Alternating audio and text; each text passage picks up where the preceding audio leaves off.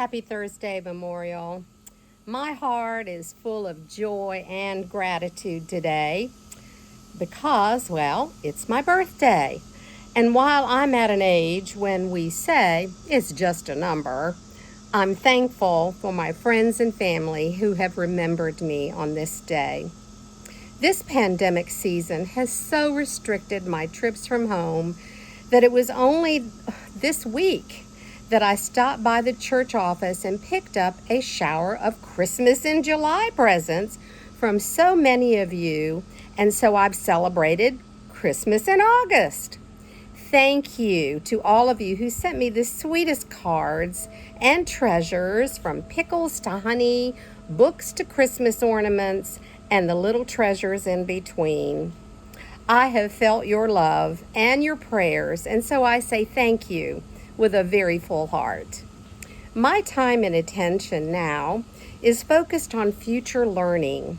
Our children returning to school and upcoming fall learning opportunities have me in the midst of preparation for facilitating and learning myself. So I wanted to take this opportunity to encourage all who are listening and watching to seriously consider taking advantage of the opportunities coming your way. One of them is a collaborative effort between Memorial, St. Stephen's Episcopal, and First Presbyterian. As our nation continues to experience racial tensions, demonstrations, as well as the anguish, anger, and all the sorrow engendered by police shootings and the reactions they spark, our churches are responding with the ways and means we can bring to bear to bring a light into this darkness. You'll see in the coming days more information about how we can dialogue together on this difficult topic. I hope many of you will be curious, concerned, and courageous to join in. Other offerings will deepen your discipleship, so I'd like to tell you about one of those classes. It's one I will be leading.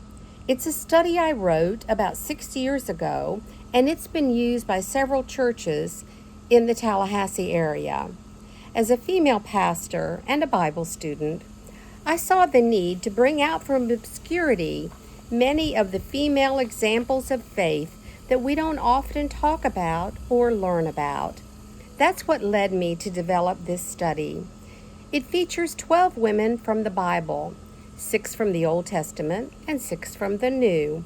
There are actually 2 bonus women in the study, as their stories are entwined with another amazing woman of faith. Some of these women's names you may have heard, some you may not know at all, but each one has a story from which we can learn. While the study is about women, it's not just a study for women. Men are welcome in this class too, and their perspective has enriched every class I've led previously. The study is structured in a way that we learn the cultural context of each woman's time and place. Context is always important when we study Scripture. For one thing, context helps us better understand the why behind what's happening in Scripture and helps us understand the limitations and opportunities that often dictate behavior in biblical times.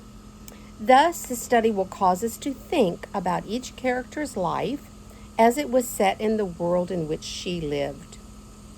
The study is also structured to help us relate the experience and faith of each woman to our own experience and faith, and thus we can learn from both the head and the heart.